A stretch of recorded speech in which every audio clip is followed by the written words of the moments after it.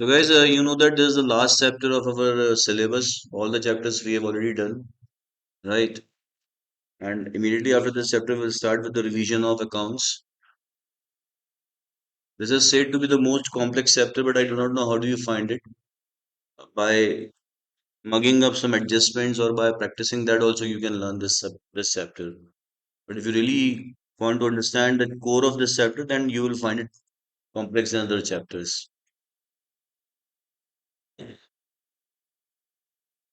So, you know that every business at the end of every accounting year prepares some financial statements, which are mainly statement of P&L and balance sheet.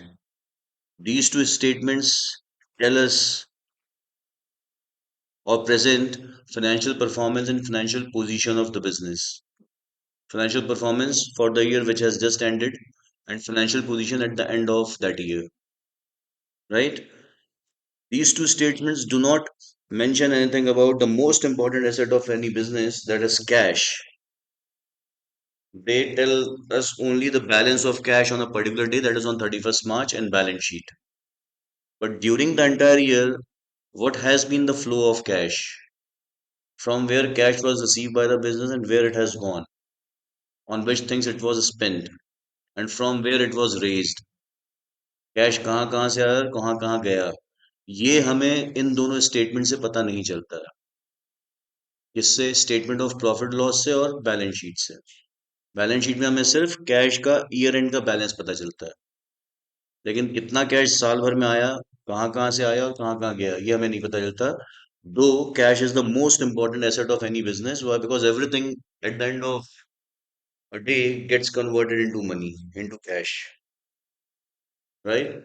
You invest cash in business. With that cash, you purchase lot many assets to earn profits, and those profits you get back again in form of cash.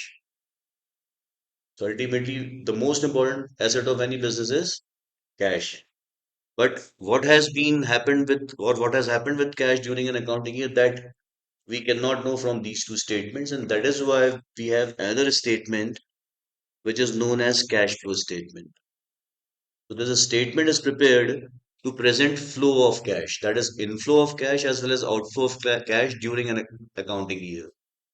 That is from 1st April till 31st March, कहाँ कहाँ से cash आया और कहाँ कहाँ cash गया, ये बताने के लिए हम ये स्टेटमेंट बनाते हैं, ताकि स्टेक होल्डर्स जो है बिजनेस के, चाहे वो शेयर होल्डर्स हों, चाहे वो ओनर्स हों, राइट, चाहे वो क्रेडिटर्स हों, लेंडर्स हों, एम्प्लॉयज हों, गवर्नमेंट डिपार्टमेंट्स हों, सोसाइटी हो, रिसर्च स्कॉलर्स हो जो रिसर्च करते हैं अलग अलग कंपनीज पे, उन सबको ये पता चल सके पूरा डिटेल में कि कंपनी ने कैश का सही तरीके से उसको रेस किया और सही तरीके से उसका इस्तेमाल किया है। ये समझ में आ रहा है आप लोगों को? In India, cash flow preparation of cash flow statement is mandatory for all the companies, whether it is a private limited company or a public limited company, whether it is a government company or a private sector company, हर किसी को cash flow statement बनाना compulsory है। Proprietorship business और partnership business को cash flow statement बनाना compulsory नहीं है, वो चाहे तो बना सकते हैं अपने स्टेक होल्डर्स के लिए। लेकिन क्योंकि कंपनीज में जो लिमिटेड कंपनीज होती हैं उसमें पब्लिक का बहुत सारा पैसा लगा होता है, तो ये जानना चाहते हैं कि हमने जो कैश कंपनी को दिया था, जो इन्वेस्ट किया था, वो कैश का कंपनी ने कैसे यूज किया है, राइट? और ये बताने के लिए कैश फ्लो स्टेटमेंट बनाया जाता है। यहाँ तक बताइए आप लोगों को समझ में? गुड। इतना लिख रहा हूँ पहले मैं, उसको आप लिखिए, फिर हम आगे बढ़ते हैं, right?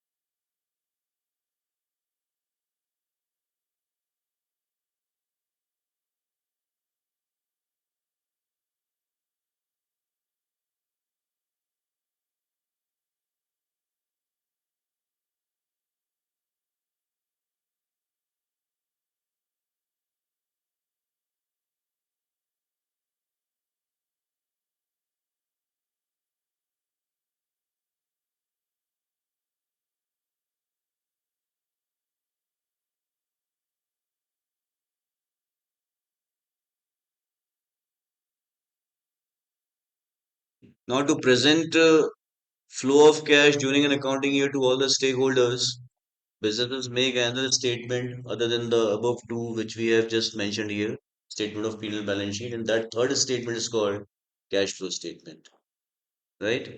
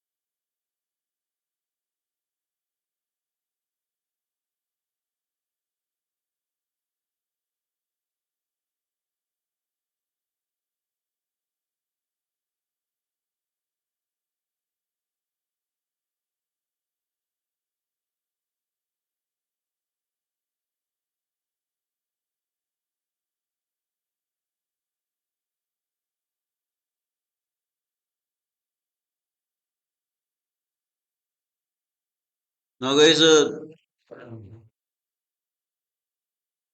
so cash flow statement is prepared for what?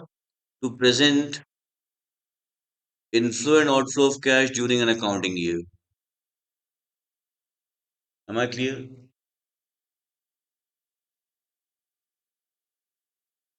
Here, cash means सिर्फ कैश की जो हम बात कर रहे हैं, जिसके फ्लो की हम बात करने वाले हैं, उसका अंदर सिर्फ कैश नहीं है, बल्कि वो है cash and cash equivalents.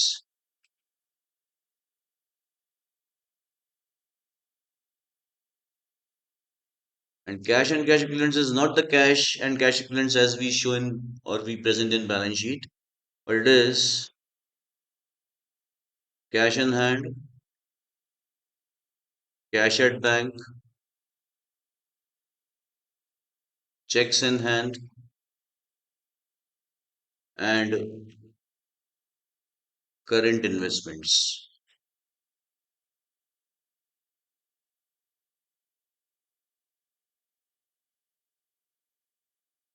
Current investments should be short term, non trade, marketable securities.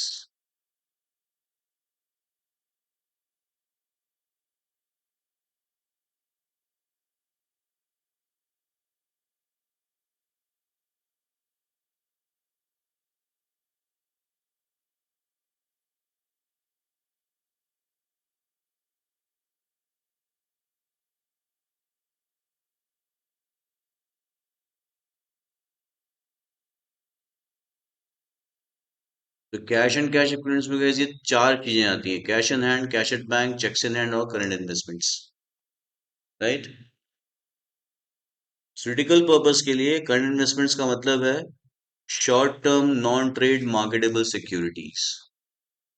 Short term मतलब जो शॉर्ट टर्म के लिए आपने इन्वेस्टमेंट किया है विद इन 1 ईयर, जिसको आपको बेचने का या लिक्विडेट करने का इंटेंशन है.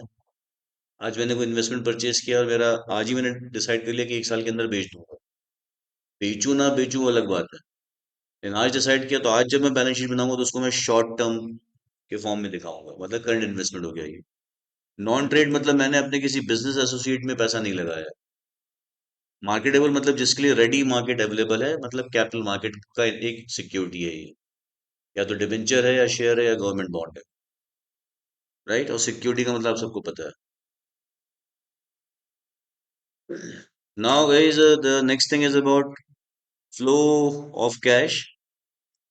A business may have inflow of cash from various sources, right? Like recovery from debtors, by selling goods in cash, by selling fixed assets, or investments, right? By issuing shares or debentures. These are the sources of cash. मैं फिर से बोल रहा हूँ, cash कहाँ से आता है बिजनेस में? गुड्स को बेच के, या डेटर्स को उधारी में बेचा, अब डेटर से हम रिकवरी कर रहे हैं गुड्स मनी की, राइट? या फिर फिक्स एसेट्स या इन्वेस्टमेंट्स को बेच के, राइट? या फिर हमें कोई दूसरी इनकम मिल रही है, रेंटल इनकम, कमीशन की इनकम, डिविडेंड की इनकम, इंटरेस्ट की इनकम, या फिर शेयर्स और डिबेंचर्स को इशू करके। तो इन जगहों से बिजनेस में कैश आता है। और कैश जाने के लिए तो बहुत सारी जगह हैं। कैश कहाँ जाता है? गुड्स करने के लिए, क्रेडिटर्स को पेमेंट करने के लिए, सप्लायर्स को पेमेंट करने के लिए, बहुत सारे बिजनेस एक्सपेंसेस को मीट करने के लिए, चाहे वो सैलरीज हो, इलेक्ट्रिसिटी हो, टेलीफोन हो, एडवर्टीजमेंट हो, रेंट हो, राइट? और कहाँ जाता है? Repayment of debentures, repayment of bank loan, redemption of preference shares, इन सब में पैसा जाता है। और कहाँ जाता है? फिक्स एसेट्स को परचेज करने में पैसा जाता है। So cash may be raised by a business from various sources. It can also spend cash on or for various purposes. ये समझ में आ रहा है? ये जितनी भी एक्टिविटीज हैं, इन सबको थ्री पार्ट्स में हम क्लासिफाई करते हैं कैश फ्लो स्टेटमेंट बनाने के लिए। I hope you have got this guys, right?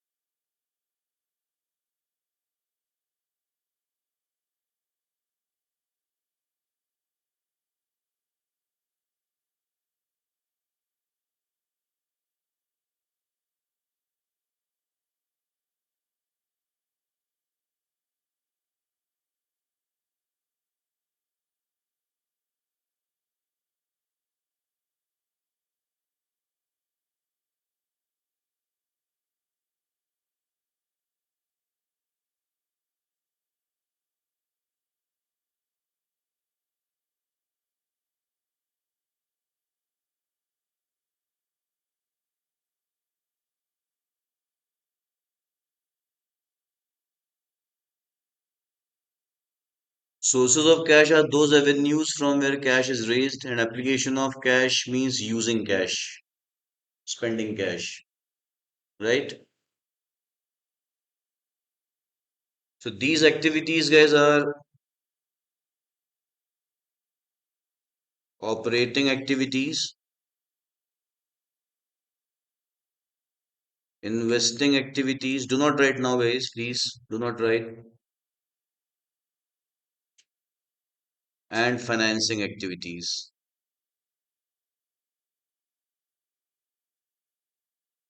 So all the sources of cash and application of cash can be classified into these three activities.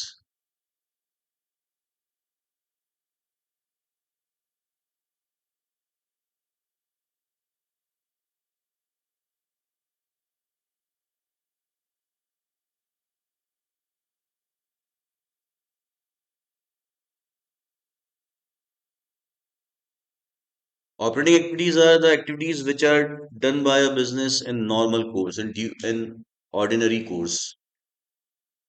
तो एक business ordinary course में या normal course में क्या करता है, गुड्स खरीदता है और बेचता है और उससे रिलेटेड सारे एक्सपेंसेस को मीट करता है, चाहे वो वेजेस हो, सैलरीज हो, फ्रेट हो, एडवर्टीजमेंट हो, रेंट हो। तो ये जो सारा काम है, फिर इसके अलावा क्या करता है, जो कस्टमर से गुड जिनको उधारी में बेचा है उनसे गुड्स मनी रिकवर करता है, जिन सप्लायर से गुड्स उधारी में खरीदा उनको मनी का पेमेंट करता है, राइट। तो ये जो सारी एक्टिविटीज है जो एक बिजनेस डे टू डे करता रहता है वो ऑपरेटिंग एक्टिविटीज। ये आपको समझ में आया ऑपरेटिंग एक्टिविटीज क्या है guys? Now you can write this.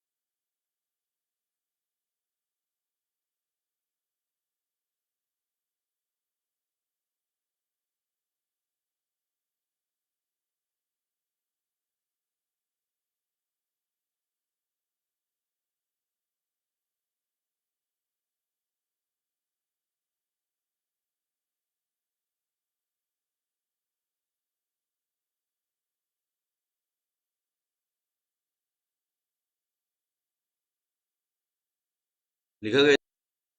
So guys, I hope you have understood what are operating activities, right? Next are investing activities। मतलब है कि लॉन्ग टर्म के लिए बिजनेस में कुछ पैसा इन्वेस्ट करना। पैसा इन्वेस्ट करना सिर्फ पैसा लगाना नहीं, उस पैसे से कुछ खरीद लेना। कौन सी चीज जो लॉन्ग टर्म वाली है, तो वो एक्टिविटी को हम कहते हैं इन्वेस्टिंग एक्टिविटीज। ये भूलना मत, right. So investing activities includes what? Acquisition of long term assets, that is fixed assets and long term investments। Long term investments usually are non are trade investments in nature। They are usually trade investments. मैं अगर किसी में लंबे समय के लिए invest कर रहा हूँ किसी और के बिजनेस में, अपने बिजनेस से पैसा निकाल के, इसका मतलब वो जिस बिजनेस में लंबे समय के लिए पैसा लगा रहा हूँ वो मेरे ही बिजनेस का एसोसिएटेड बिजनेस है, मतलब वो मेरा ट्रेड इन्वेस्टमेंट है। किसी और के बिजनेस में मैं लॉन्ग टर्म के लिए पैसा तब तक नहीं लगा सकता जब तक उस बिजनेस में मेरा रियल इंटरेस्ट ना हो, और वो रियल इंटरेस्ट तभी होगा जब वो मेरे ही बिजनेस का एसोसिएटेड बिजनेस है, मतलब मेरी ही सिस्टर कंसर्न है। ये समझ में आया आप सबको गाइस, क्या नहीं आया? राइट। अगर मैं किसी ऐसे ही बिजनेस में पैसा लगा रहा हूँ जिससे मेरा कोई लेना देना नहीं है, मैं सिर्फ देख रहा हूँ कि उस बिजनेस में पैसा लगाने से मुझे फायदा होगा, तो वो यूजुअली मेरा लॉन्ग टर्म इन्वेस्टमेंट नहीं हो सकता, वो शॉर्ट टर्म रहेगा usually, most of the times. So investing activities are basically about acquisition of long-term assets, whether they are fixed assets or they are trade investments. Is it clear? ये समझ में आ रहा है आप लोगों को? अच्छे से समझना, आपसे बोल रहा हूँ. हाँ, बिल्कुल क्रिस्टल क्लियर होना चाहिए. आप सबसे बोल रहा हूँ guys. Everything should be crystal clear in your mind, right? Wherever you have doubt, you should ask.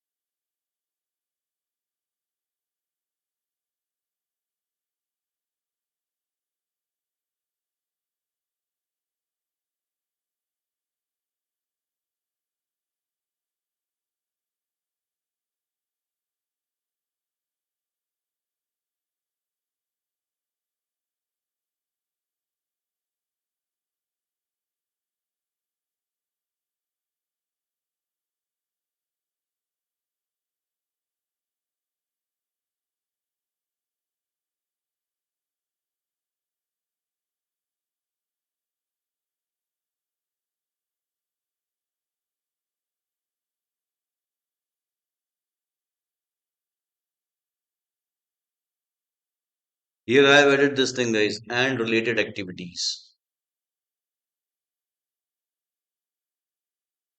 So it does not include only acquisition, it includes all the activities related to these long-term assets.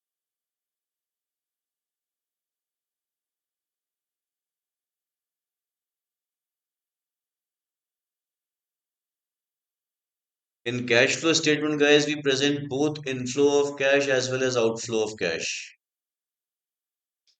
right?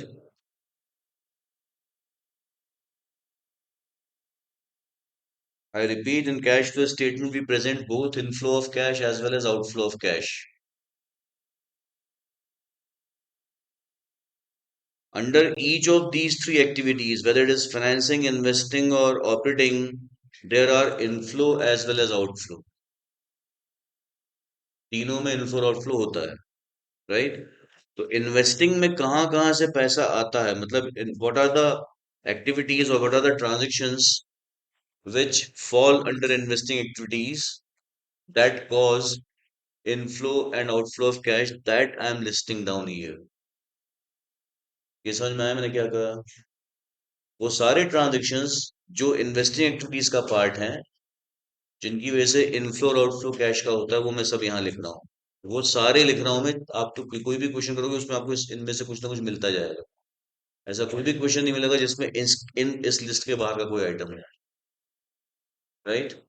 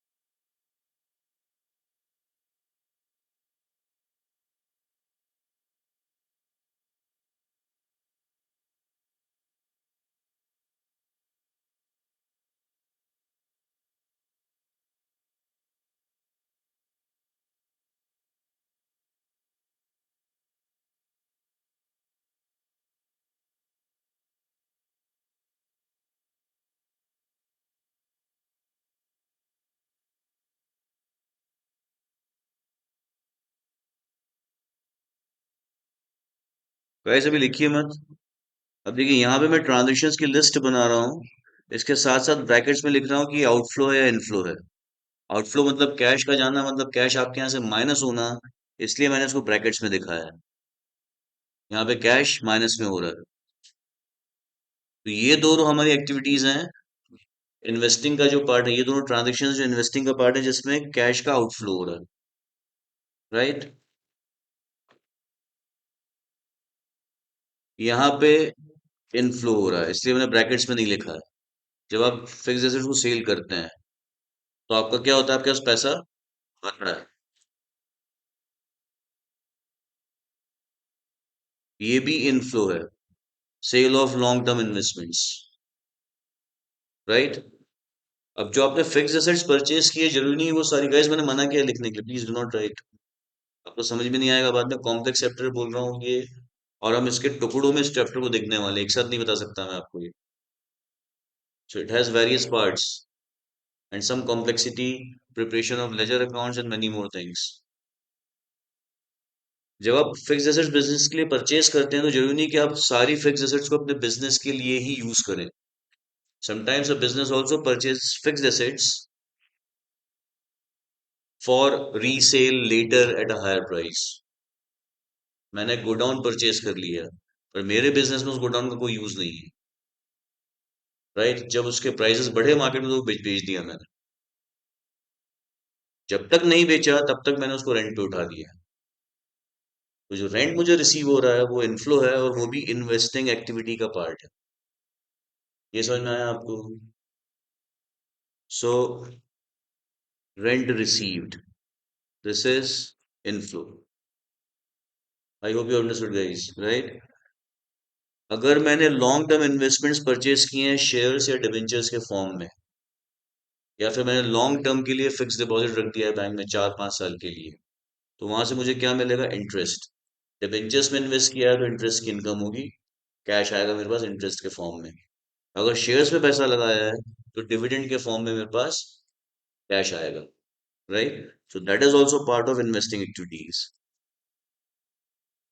तो ये तीनों मैं एक साथ ही लिख रहा हूँ, rent oblique interest oblique dividend receive, ये इनफ्लो है। तो यहाँ पे इन्वेस्टिंग एक्टिविटीज में ये तीन इनफ्लो हैं और दो आउटफ्लो, इसके अलावा सिक्स्थ कोई आइटम नहीं आता है। सिक्स्थ कोई भी आइटम नहीं है यहाँ पे guys। आप जब क्वेश्चन करोगे कैश फ्लो का, जब आप कैश फ्लो स्टेटमेंट बनाओगे, उनको बिल्कुल ऐसे ही लिखोगे जैसे मैंने लिखा है। बस आपके में फर्क इतना होगा कि अगर आपने, आपके बिजनेस ने एक से ज्यादा एसेट परचेज किया तो उसके लिए आप दो लाइन अलग लिखोगे। For example purchase of land, उसका अमाउंट ब्रैकेट्स में आउटफ्लो, परचेज ऑफ मशीनरी उसका अमाउंट ब्रैकेट्स में। ये समझ में आया? ये हो गया हमारा investing activities guys. Investing activities जो है उसमें आपको आपके क्वेश्चंस में, गाइस देखिए बहुत सारी चीजें इस चैप्टर में बताता जा रहा हूँ, हर चीज यहाँ पे लिख नहीं सकता, वैसे कोशिश करूंगी सारी चीज लिखता जाऊं यहाँ पे। पर आप दिमाग और कान बिल्कुल और दिल तीनों चीजें खोल के बैठना अभी, हाँ, कुछ दिनों तक जब तक ये चैप्टर खत्म नहीं होता। कैश फ्लो स्टेटमेंट के क्वेश्चंस में यूजुअली आपको बैलेंस शीट दी जाती है कंपनी की 2 सालों की, जैसे हमने बैलेंस शीट का फॉर्मेट देखा था काफी टाइम पहले, जिसमें दो कॉलम्स बनाते हैं, राइट। एज एट 31 मार्च 2023 और एज एट 31 मार्च 2022, इन दोनों डेट्स की बैलेंस शीट होती है। उसके अलावा कुछ एडिशनल इन्फॉर्मेशन दी होगी, इन दोनों से मिला के आपको पूरा कैश फ्लो स्टेटमेंट बनाना है। ये समझ में आया, राइट। तो आपको बैलेंस शीट में से ढूंढना पड़ेगा और एडिशनल इन्फॉर्मेशन से ढूंढना पड़ेगा कि कौन सी ऑपरेटिंग एक्टिविटी है, कौन सी इन्वेस्टिंग और कौन सी फाइनेंसिंग। इन्वेस्टिंग एक्टिविटी ढूंढने के लिए आपको सिर्फ एसेट साइड देखने की जरूरत है। वो भी कौन सी एसेट्स?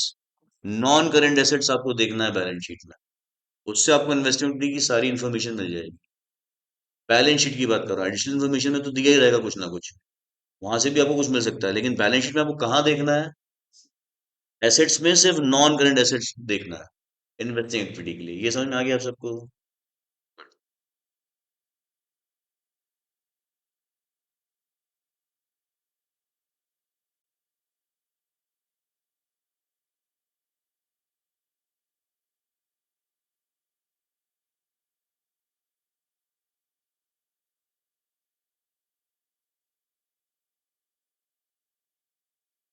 लिख लीजिए, इसको लिखना स्टार्ट कर सकते हैं guys.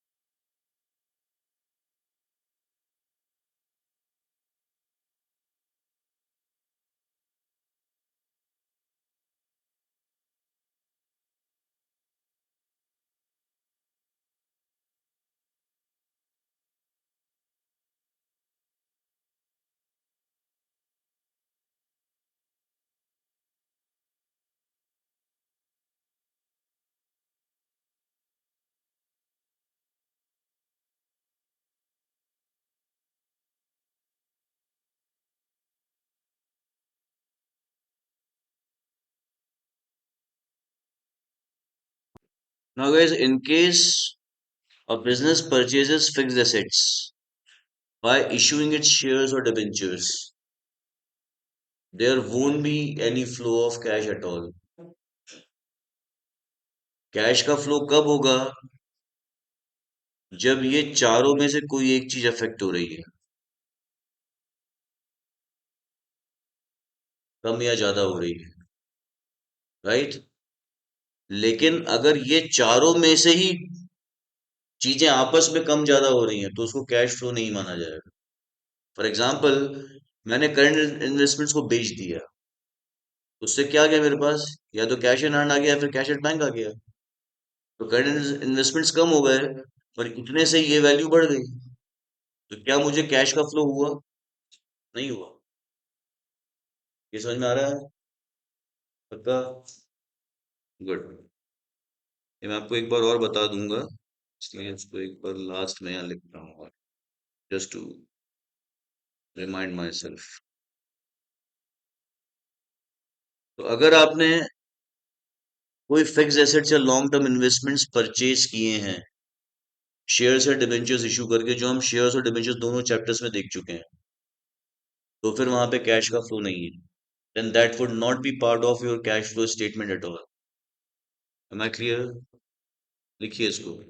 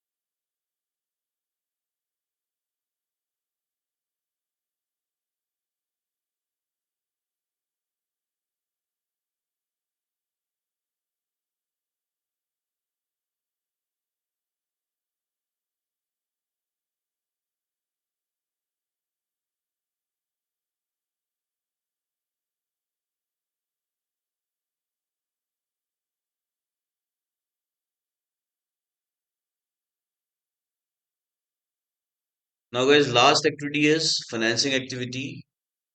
It includes transactions related to raising of funds other than which have already been covered in operating activities and investing activities.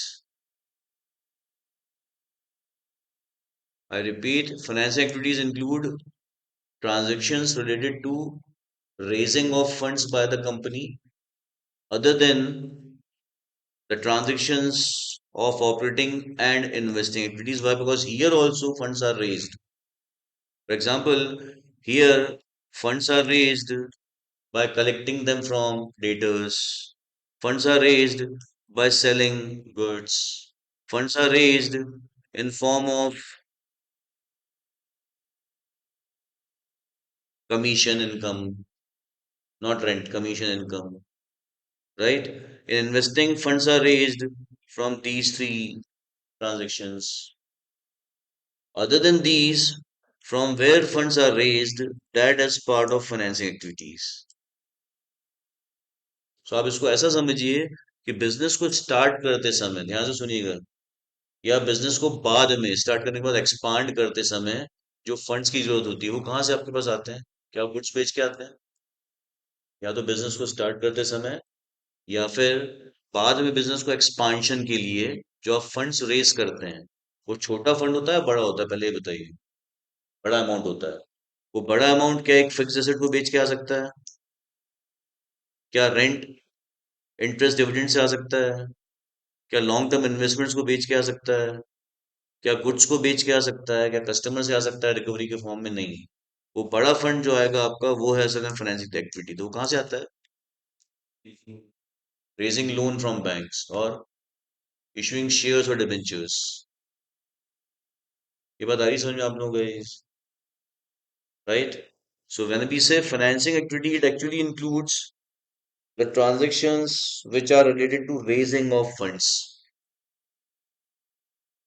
which are related to raising of funds from other than operating and investing transactions. Right.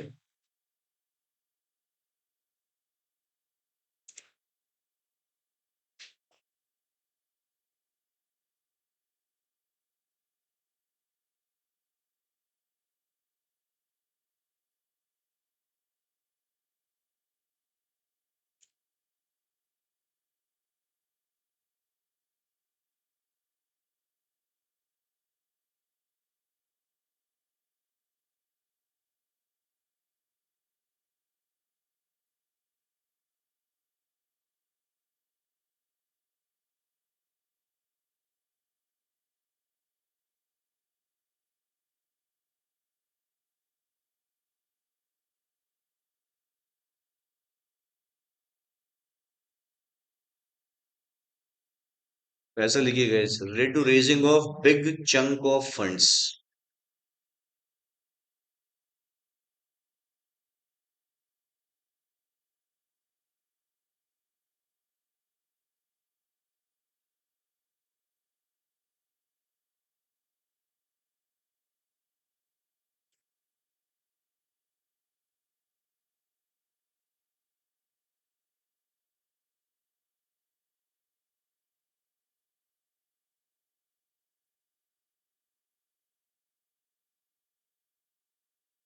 Big chunk of funds means बड़ा amount fund का, right.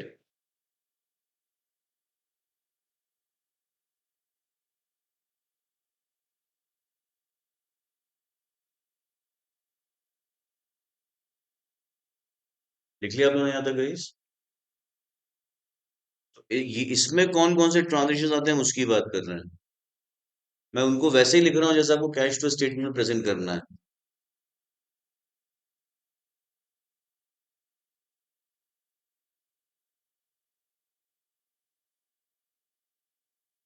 Net proceeds from issue of shares, shares को issue करके जो net आपके पास पैसा आया, तो net का मतलब है यहाँ पे net of premium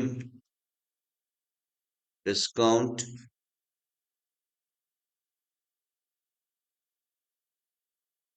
underwriting commission and any other issue related expenses, and this is inflow of cash। आपको यहाँ पे लिखना एग्जाम में ऐसा ही है, कैश फ्लो बनाते समय इतना ही लिखना है सिर्फ, और यहाँ पे आपको नेट अमाउंट लेना है। नेट किसका? Net of premium discount earning commission और any other issue related expenses. Usually आपको प्रीमियम क्वेश्चन में आता है, तो प्रीमियम को मिला के जो पैसा आया वो यहाँ पे आएगा। ये समझ में आया? The same way net proceeds from issue of debentures, again net of all these items, क्योंकि वहां पे भी ये सारे चीजें आती हैं।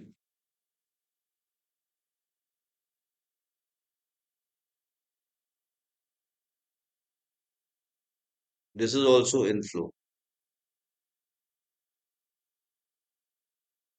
ये समझ में आया? ये दो ट्रांजेक्शन हमने यहाँ पे देखे हैं अभी।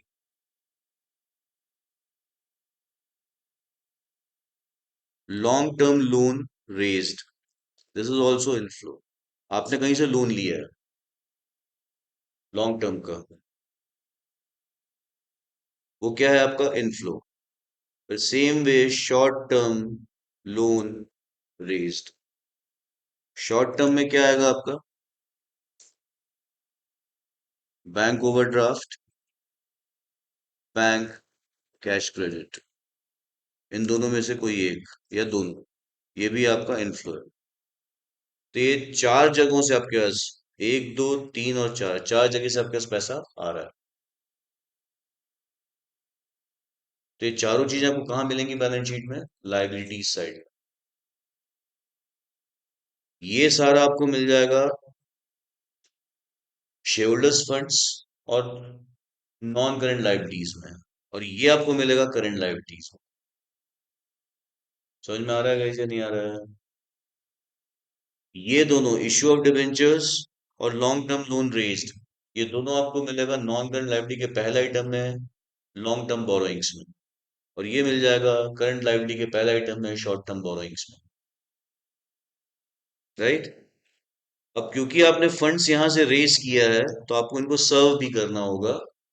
राइट। सर्व करने के पहले इनका रीपेमेंट भी होगा। सो रिडेम्पशन ऑफ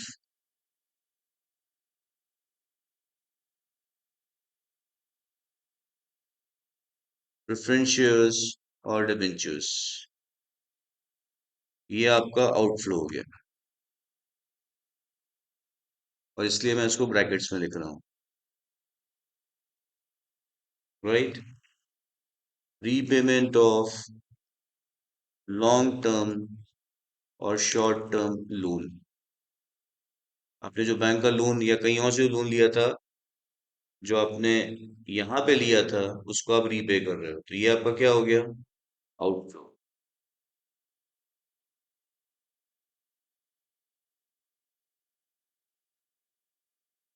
जो आपने लोन या इंटरेस्ट, लोन जो आपने लिया है या डिबेंचर्स आपने इशू किए, उस पर आपको इंटरेस्ट पे करना होता है, तो उसके लिए आप आएगा इंटरेस्ट पेड, ये भी हो गया आउटफ्लो।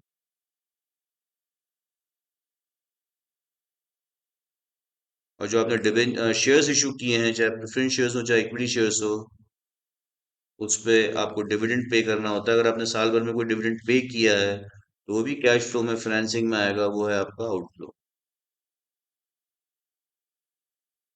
इतना समझ में आया आप सबको, वैसे नहीं आया? पक्का?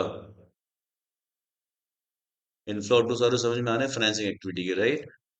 शेयर्स और डिबेंचर्स के केस में आपका सीबीएसई स्टूडेंट्स को interest on calls and arrears और interest on calls and advance नहीं था, लेकिन आपको इंटरेस्ट कॉल्स एंड अरियर्स और कॉल्स एंड एडवांस तो पता है, राइट? जब कोई शेयर होल्डर या डिबेंचर होल्डर किसी कॉल का पैसा टाइम पे ना देके लेट पेमेंट करता है, तो उसको हम कहते हैं calls and arrears.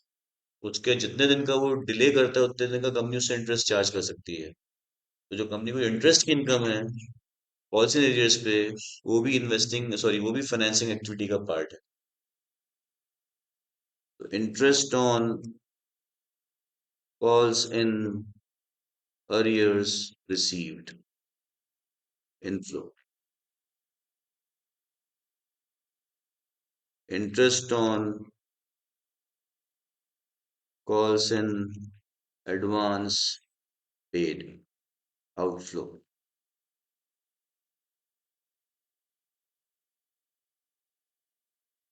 Is it clear guys? समझ में आ रहा है? बैंक से जब आप लोन लेते हैं,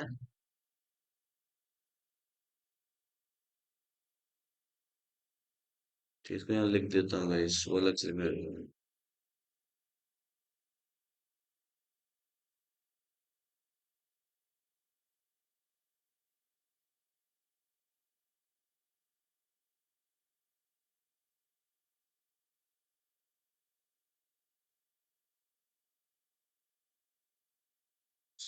यहाँ लिखा मैंने, नेट ऑफ फाइलिंग चार्जेस और प्रोसेसिंग फीस। यूजुअली बैंक में आप कोई भी लोन लेने जाए, छोटा या बड़ा, बैंक आपसे कुछ चार्जेस लेता है, जिसको हम कहते हैं फाइलिंग चार्जेस या प्रोसेसिंग फीस।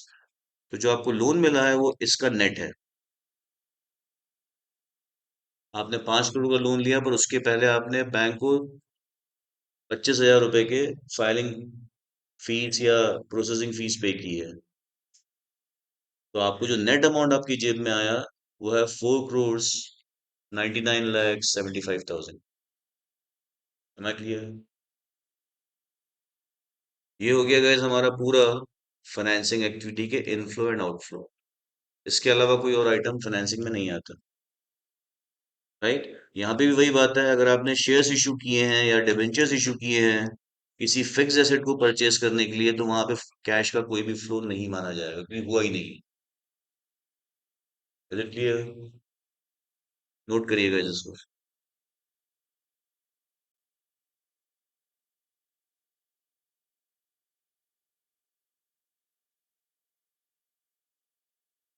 सो गैस, अगर शेयर्स को आपने प्रीमियम पे इशू किया है, तो प्रीमियम का अमाउंट ऐड करने के बाद जो नेट अमाउंट आपके साथ है वो यहाँ पे आएगा।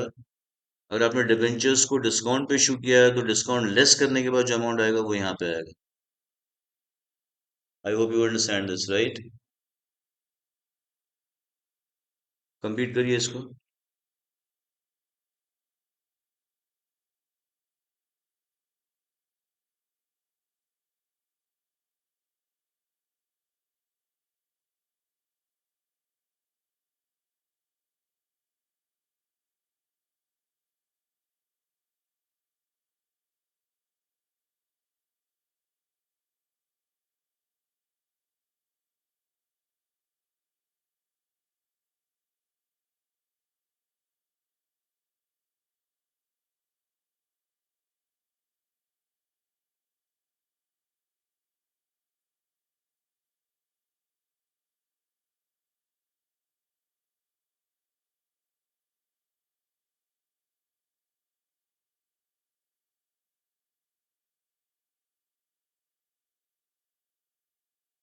So if shares or debentures are issued to acquire any asset or to meet any business expense, there won't be any flow of cash, and therefore such transaction would not be presented in cash flow statement at all.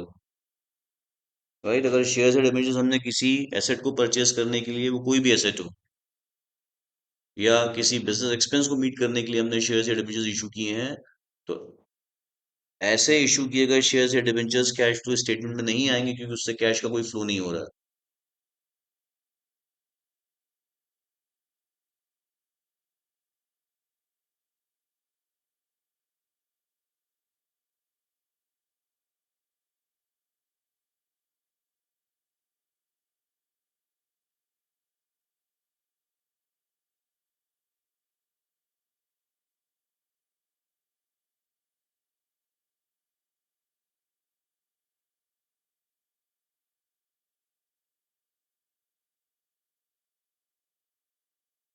अगर flow of cash कब होता है, मत लिखिएगा अभी।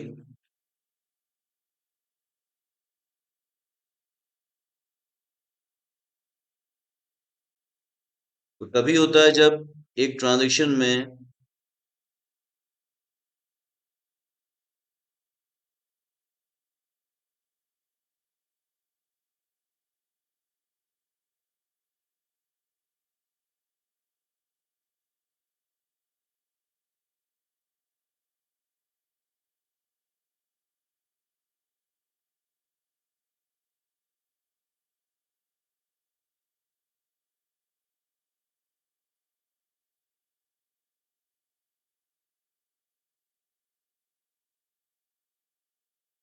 जब एक transaction के दो में से किसी एक साइड में कैश है, कैश और कैश इक्विवेलेंट का कोई आइटम इन्वॉल्व हो, और कैश और कैश इक्विवेलेंट का कौन सा आइटम है, ये चार आइटम्स है।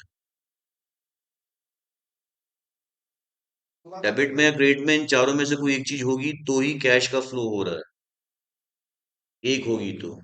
अगर दोनों साइड्स में इनमें से कोई भी आइटम नहीं है तो कैश का फ्लो नहीं है। अगर दोनों साइड्स में इन्हीं में से कोई आइटम्स हैं तो भी कैश का फ्लो नहीं है। समझ में आया? आपने बैंक से कैश निकाला, एंट्री हुई cash account debit to bank account, cash का फ्लो नहीं है। आपने करंट इन्वेस्टमेंट्स खरीदे, एंट्री हुई current investments account debit to bank account, cash का फ्लो नहीं है। आपने शेयर्स इशू किए फिक्स एसेट परचेज करने के लिए, एंट्री क्या हुई, fixed assets account debit to share capital account, cash का फ्लो नहीं है, क्योंकि डेबिट या क्रेडिट में से किसी एक साइड में कैश एंड कैश इक्विवेलेंट का कोई भी आइटम इन्वॉल्व नहीं है। I hope you understanding guys. लिखिए इतना।